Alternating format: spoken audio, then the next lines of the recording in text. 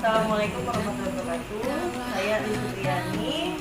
Saya mengajar di SMK Universitas Informatika. Saya adalah mahasiswa PPG dalam jabatan tahun 2023 kategori 2. Insya Allah akan melaksanakan mungkin tanggal 3 Desember yang akan berlangsung selama 3 hari. Semoga kedepannya saya menjalankan dengan baik. Saya mengambil metode pembelajaran TGN untuk yang turnamen yang bertujuan untuk mengasah kreativitas anak bersama-sama kolaborasi mengidentifikasi masalah dan analisis. Nah, di sini siswa diminta untuk keaktifannya dan saling berkolaborasi bersama teman-temannya untuk menyelesaikan lembar kerja yang sudah selesai. Saya membahas tentang elemen Undang-Undang Dasar 1945 dengan capaian pembelajaran, menganalisis kasus pelanggaran hak dan pengingkaran kewajiban warga negara dan rumusnya solusi dari permasalahan tersebut. Ya, hal ini terkait dengan norma-norma yang ada di Indonesia juga, karena banyak sekali masyarakat di Indonesia yang masih belum sadar hukum, taat hukum, bagaimana cara menjalankan, menerapkan di dalam kehidupan sehari-hari. Maka dari itu, untuk materi kali ini saya membahas tentang itu agar mengenalkan kepada para peserta didik bagaimana sih caranya, solusinya agar apabila ada terjadi pelanggaran hak dan kewajiban yang terjadi di lingkungan masyarakat, dan bagaimana caranya kita menyikapi hal tersebut. Pada dasarnya norma dan Undang-Undang Dasar 1945 itu saling berkaitan begitu juga dengan hak dan kewajiban.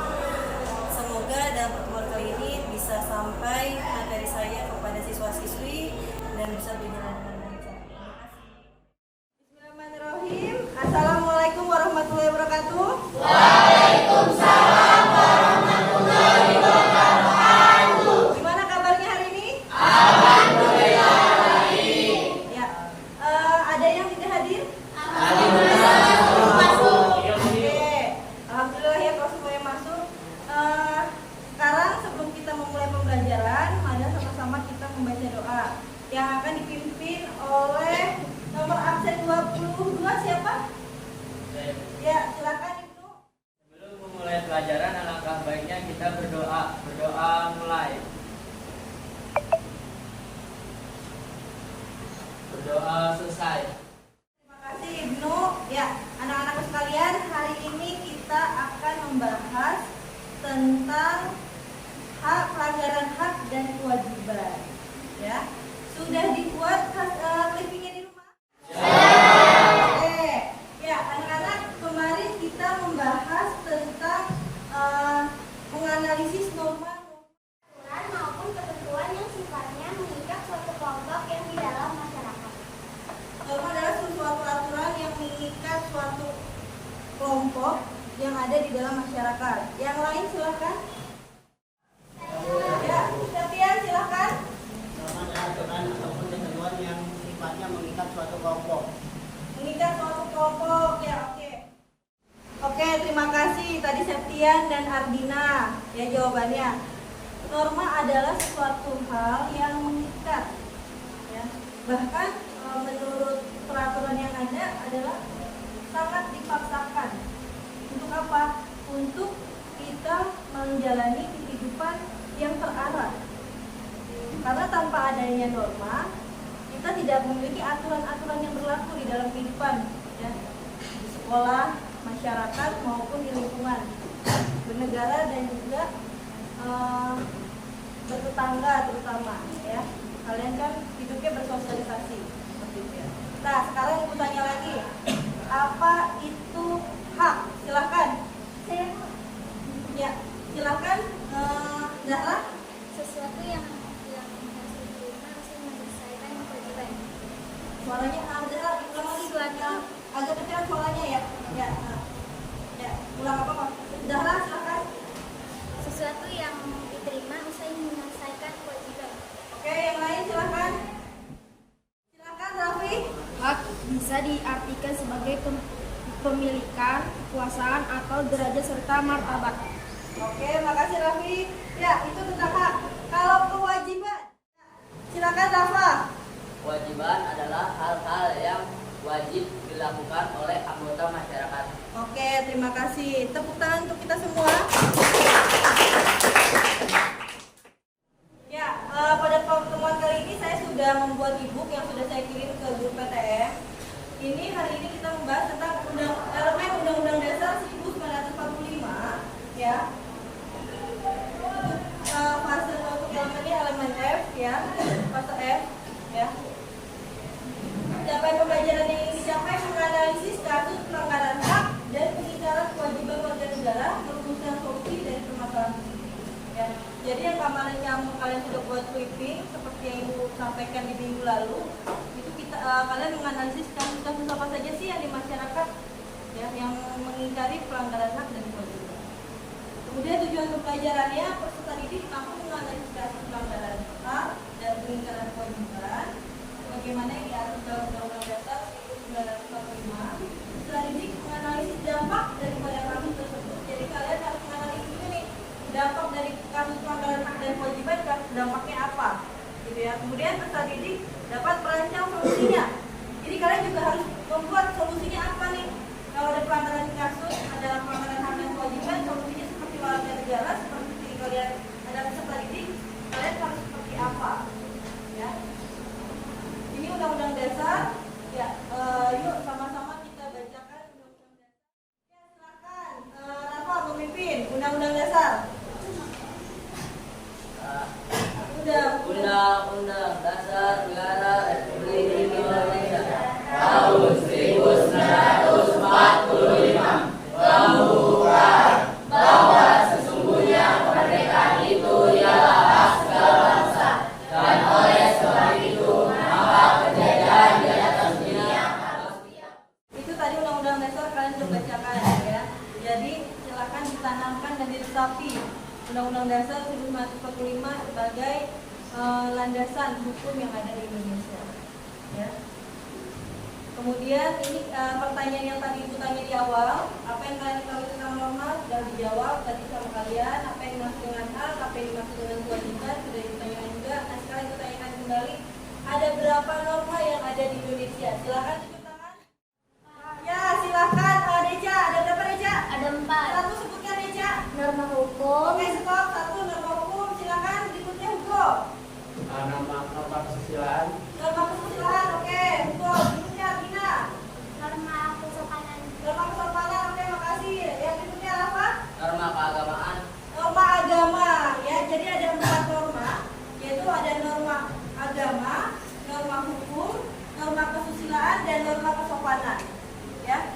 Itu harus kita laksanakan dan kita ciptakan, dan harus, ya. Karena tanpa adanya norma kita tidak bisa searah di dalam kehidupan sehari-hari. Oke, Ibu akan tampilkan, ya, pertanyaan lagi, ya. Ini ada sebuah gambar, tolong kamu perhatikan. Ini gambar tentang norma apa? Ya, ini gambarnya gambar tentang norma agama. Kenapa ini gambarnya tentang norma agama? Teguh, silakan. itu karena ada Pulau Indonesia, dan di Indonesia itu ada beberapa agama yang terdapat di Indonesia, dan Agamanya ada berapa, Teguh? agamanya ada 6. Ya, apa saja, Teguh? Ada Islam, Hindu, Kristen, Protestan, Buddha, dan Konghucu. Kelas 1. Katolik. Ya, Kristen Katolik. Ya, ini gambar yang kedua. Ini gambar tentang norma apa? Silakan Hasbi. Hasbi. Itu tentang norma apa Hasbi gambarnya? Norma kesopanan. Hasbi hukum. Ini norma tentang norma apa Hasbi? Hukum. Ya, ini norma hukum. Karena di gambar ini menunjukkan apa Hasbi?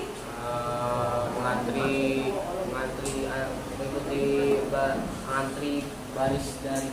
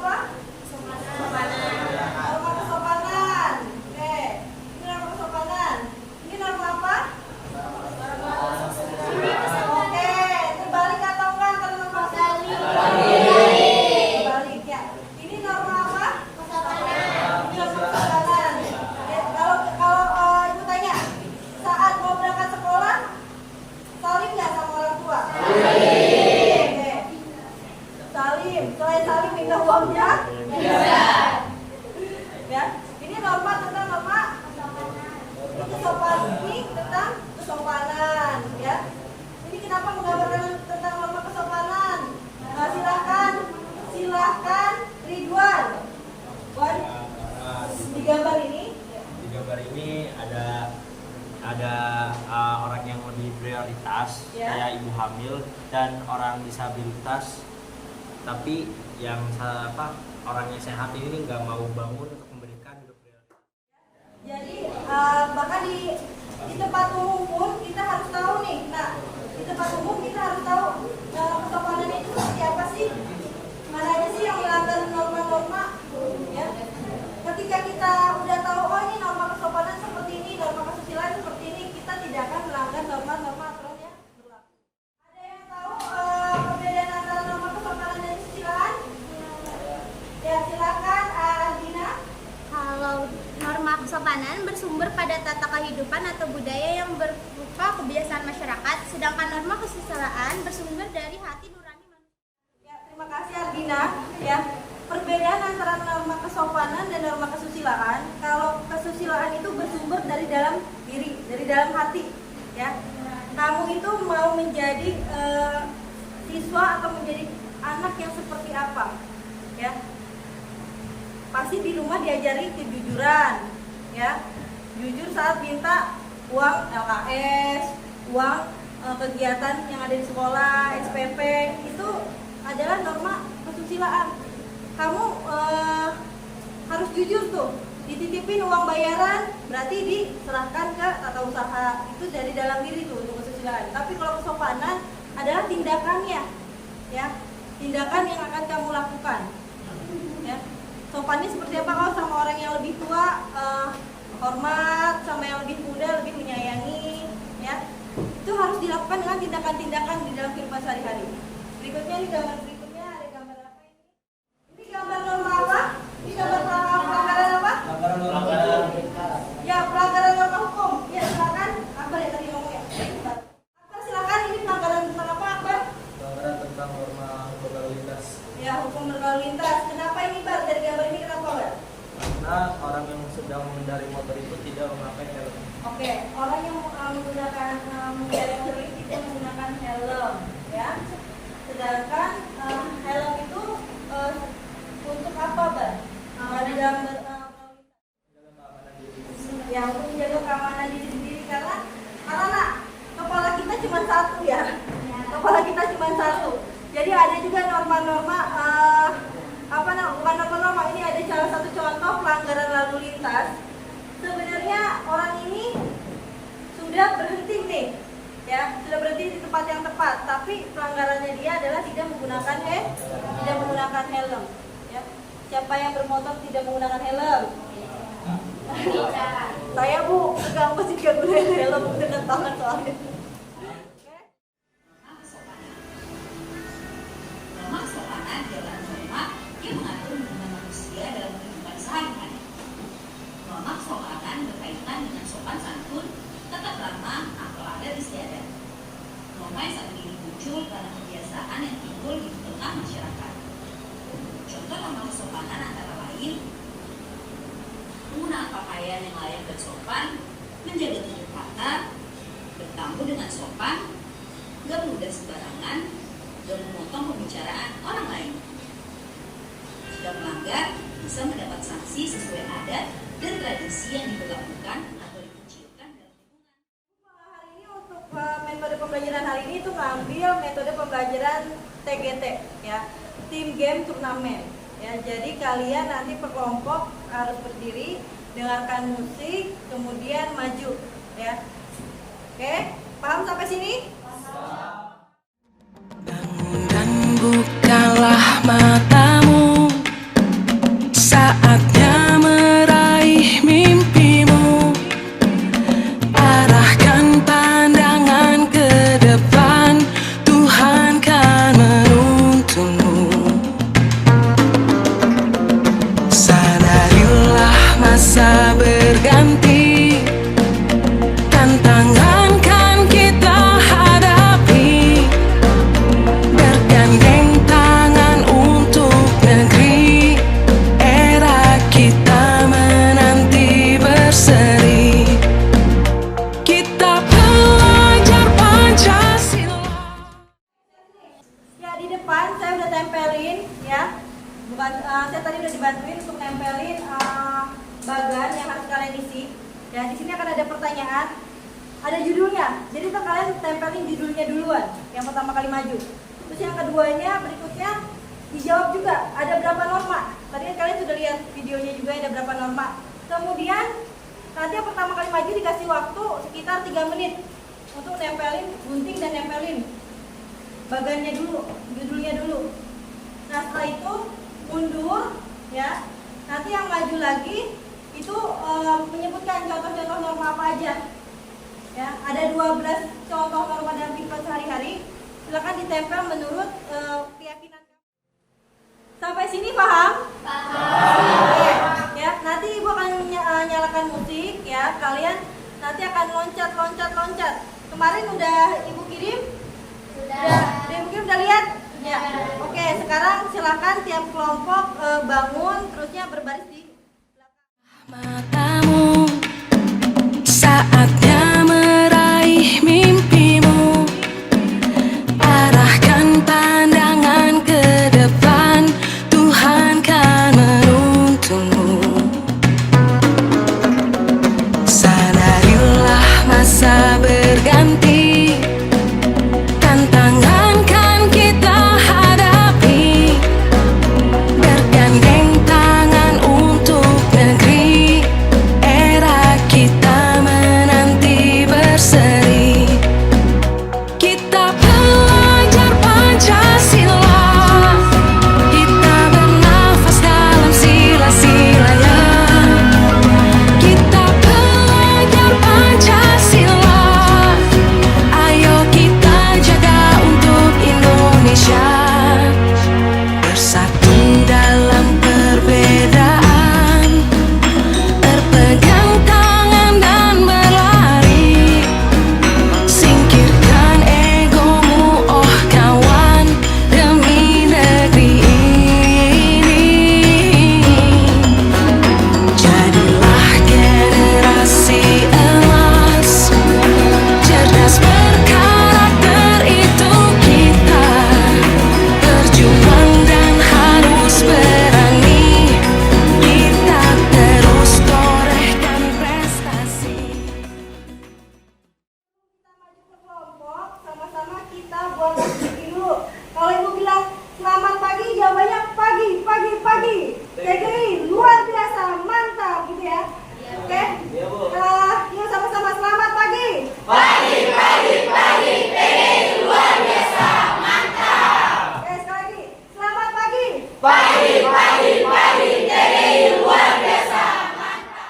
Assalamualaikum warahmatullahi wabarakatuh.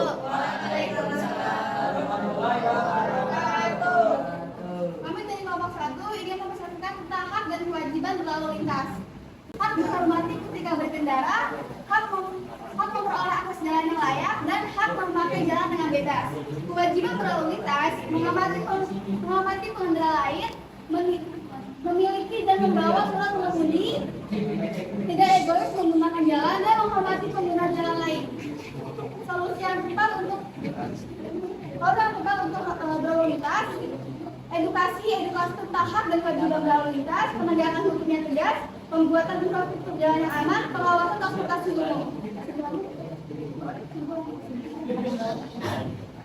Kesimpulannya, pelanggaran lalu lintas merupakan salah satu masalah yang memicu kejadiannya kecelakaan, supaya agar pengendara selamat sampai tujuan. Sekian presentasi dari kita. Wassalamualaikum warahmatullahi wabarakatuh. Assalamualaikum warahmatullahi wabarakatuh. Waalaikumsalam warahmatullahi wabarakatuh. Kami dari kelompok 2 ingin mempresentasikan tugas. Nama saya Nika. Nama saya Gwen. Nama saya Feras. Nama saya Ridwan. Nama saya Muhammad Budi Lamber. Ya.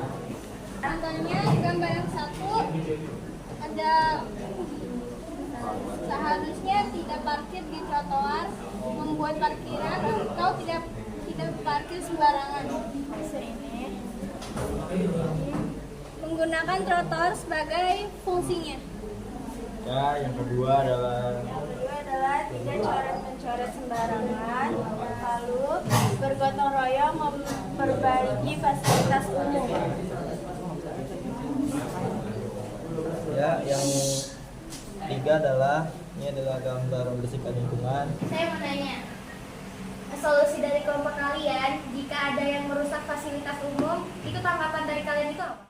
Baik, terima kasih Desa atas pertanyaannya. Kami akan menjawab satu persatu. Dari saya, yang pertama kita negur orangnya, lalu yang kedua Memberitahu orang yang merusak fasilitas lingkungannya agar tidak merusak lagi. kesadaran diri untuk menjaga fasilitas. Ya, sekian dari kami. Wassalamualaikum warahmatullahi wabarakatuh. Assalamualaikum warahmatullahi wabarakatuh. Kami dari kelompok 3 ingin mempresentasikan tentang apa itu norma Paham kewajiban. perusahaan lingkungan.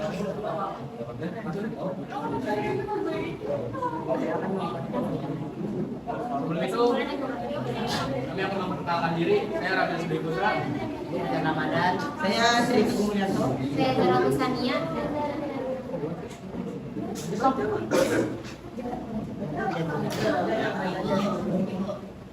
Satu, hak warga negara mendapatkan udara yang bersih dan sehat. Kewajiban warga negara menjaga kebersihan yang ada di Indonesia. Solusi yang tepat melakukan negosiasi mengatasi perang rendah.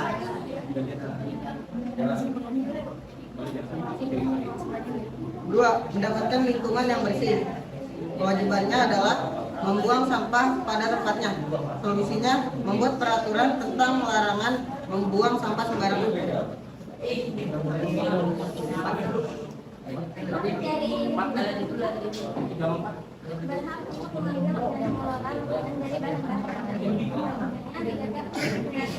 Menjaga dengan cara merawatnya.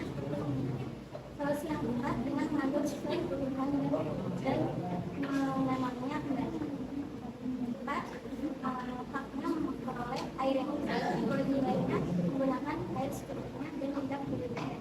Solusi yang keempat, selalu membersihkan saluran air secara berlebihan. Kesimpulannya, dampak yang terjadi jika kita tidak menjaga lingkungan akan merusak pemandangan, mendatangkan bau yang tidak sedap, mendatangkan banjir dan menimbulkan berbagai penyakit. Dan mana itu? Mulai sekarang, marilah kita membiasakan diri untuk selalu menjaga lingkungan sekitar. Waalaikumsalam warahmatullahi wabarakatuh. Perkenalkan kami dari kelompok 4. Di sini kita akan mempresentasikan tentang materi pelanggaran hak asasi manusia atau HAM. Pertama-tama memulai dari definisi dari hak asasi manusia. Mengganggu penganut agama lain beribadah. Solusinya berusaha menghargai dan menghormati orang yang beribadah. Pelanggaran memaksakan keyakinan pada orang lain yang berbeda agama. Solusinya belajar sikap toleransi terhadap umat lain. Presentasi yang kita sudah lakukan. Adakah pertanyaan dari audiens? Seperti yang bisa dilihat di sini, Akbar, di sini juga ada beberapa solusi dari pelanggaran hak asasi manusia, seperti contohnya mengganggu dari perilaku mengganggu penganut agama lain. Solusinya adalah berusaha menghargai dan menghormati orang yang sedang beribadah. Dan yang kedua, memaksakan keyakinan pada orang lain yang berbeda agama. Solusinya yaitu belajar bersikap toleransi kepada umat lain dan membiarkan umat lain beribadah sesuai dengan keyakinan. Oke. Beberapa contoh dari Kami dari kelompok 5 ingin menjelaskan tentang deskripsi norma-norma dalam hukum. Yang pertama, hak warga negara diskriminasi itu mendapatkan teman yang banyak. Kewajiban warga negaranya mencari teman yang banyak. Ya, oke. Yang kedua, untuk hak warga negara adalah mengetahui bahasa budaya lain. Terus kewajibannya adalah mempelajari bahasa budaya lain. Menghargai dan menghormati teman, guru, orang lain agar mendapatkan teman dan kepercayaan dari guru dan orang lain. tidak boleh mendiskriminasikan dimanapun dari teman, guru, dan orang lain, karena manusia memiliki kekurangannya masing-masing dan yang sempurna di dunia ini. Terima kasih. Apakah ada yang ingin bertanya? Jika ada teman kalian yang dibully, apa solusi kamu? Apa solusi kalian? Memisahkan korban sama pelaku. Memisahkannya seperti apa nih? Misalkannya, contohnya gimana? Mungkin masuk BK dikasih tahu kalau perbuatannya dia itu jahat atau bisa melukai hati orang yang dia milik. Sedangkan kamu berarti kasih tahu ke guru gitu. Atau memberitahu tindakan teman tersebut itu jahat. Sudahkah berani? Sudah. Oke, alhamdulillah. Nah, ya silakan Ibu. Sekian dari kami. Wassalamualaikum warahmatullahi wabarakatuh. Ya, hari ini dari kelompok 1 sampai dengan 5 semuanya sudah maju ya. Jadi itu tadi yang saya kalian jelaskan, di Indonesia ini ada peraturan undang-undangannya. Maka dari itu norma-norma yang ada di Indonesia itu saling berkaitan dengan hak dan kewajiban yang harus kita lakukan sebagai warga negara Indonesia ya. Jadi anak-anak sekalian, Ibu harapkan itu diterapkan di dalam kehidupan sehari-hari.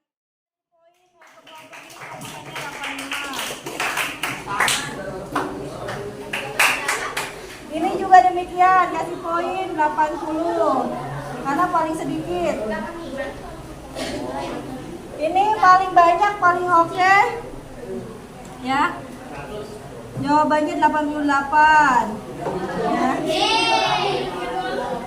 Ini 88.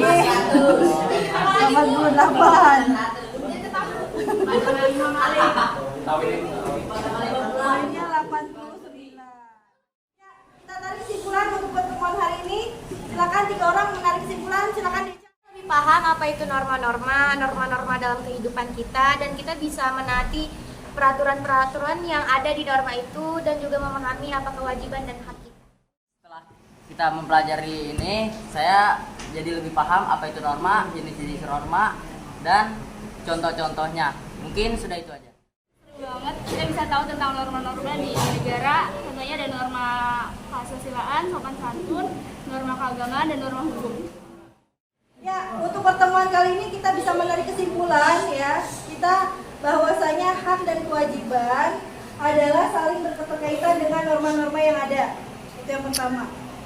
Yang kedua, lebih mematuhi peraturan yang ada di sekolah. Yang ketiga, menjaga fasilitas yang ada di lingkungan dan di masyarakat. Ya, bisa kita ulang. Yang pertama apa? Yang kedua, dan jangan lupa anak-anak sekalian, kita harus saling menghormati walaupun kita saling berbeda. Karena Indonesia adalah bineka. Ya, sekian pertemuan kita hari ini ya. Sebelum kita tutup, marilah sama-sama kita berdoa ya. Silakan disiapkan. Tadi kan pagi kita udah dibuka sama Ibnu, ya ditutup. Silakan sama Hugo. Silakan Hugo.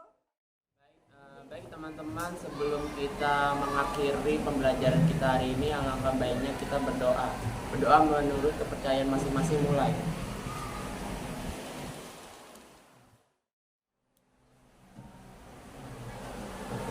Selesai. Memberi salam.